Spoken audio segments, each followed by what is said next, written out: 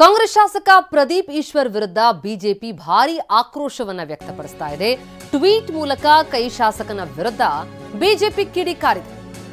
Accidental MLA ಅಂತ BJP ಕಾಲೆಳೆದಿದೆ. Kaivara Tatayya ಕಾರ್ಯಕ್ರಮದ ವಿಚಾರಕ್ಕೆ ಸಂಬಂಧಪಟ್ಟಂತೆ ಅಲ್ಲಿ ಪ್ರದೀಪ್ ಈಶ್ವರ್ ಆಡಿದಂತಹ ಮಾತು ಬಿಜೆಪಿಯನ್ನ ಕೆರಳಿಸಿದೆ. ಅಲ್ಲಿ ನಡೀತಾ ಇರೋದು ಬಿಜೆಪಿ ಕಾರ್ಯಕ್ರಮವೂ ಅಲ್ಲ, ಅಲ್ಲಿ ನಡೆದಿರೋದು ಕಾಂಗ್ರೆಸ್ನ ಕಾರ್ಯಕ್ರಮವೂ ಅಲ್ಲ.